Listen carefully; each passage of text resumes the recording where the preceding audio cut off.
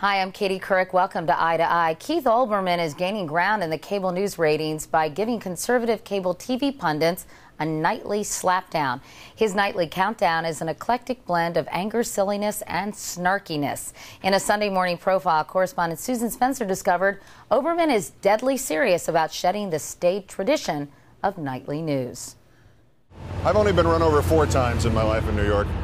And when I say run over, I mean, of course, grazed by a car at 2 or 3 miles an hour. And how much do you get recognized on this trip down when you're out? Well, as we just heard from the guy who shouted, "You suck," I get recognized. No, I get recognized. Nowadays, it's a lot. Yeah, do you like it? Yeah, I don't mind it. I mean, if you mind it, it's the wrong business to be in, don't you think? I mean, as recently as last summer, somebody said, yeah, I saw you in SportsCenter last night. Yeah. It's 10 years since I left SportsCenter, but I still get that. Starting with the special comments, this all changed. This changed hurriedly. So when do you normally decide worst person in the room? The nominations close around 5. I can't believe I just asked that question. When do I decide the worst person? People seem to have taken that title a little too seriously. Oh no! It's remarkable. We thought that was just going to be, like just a little throwaway in the show. It became a book. It's not a very good selling book, but. Well, how? I mean, it seems like you first have to eliminate Bill O'Reilly, right?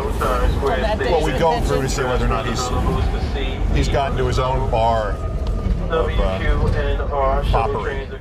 This is the desk itself. This is the great rotating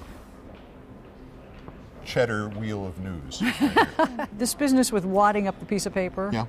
I mean, you wad up the piece of paper every night throw it at the camera. and throw it at the camera. Yes. There's something about breaking the fourth wall. I think there's something to that. Second part of it is I'm so bad at it. I've had old ball players. I do Old Timers Day at Yankee Stadium every year. I'm one of the PA announcers.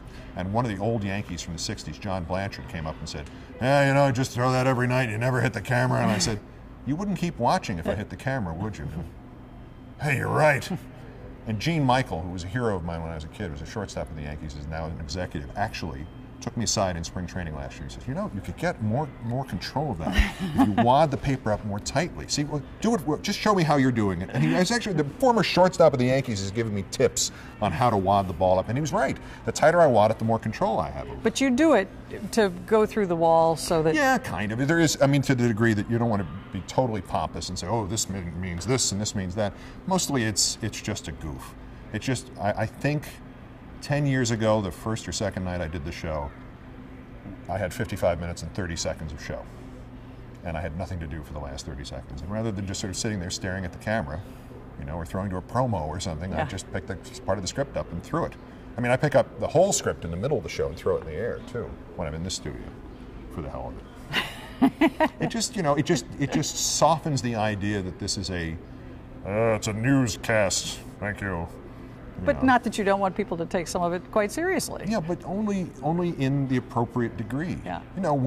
We've talked about this before. When it's deadly serious, it's deadly serious, and we all know that.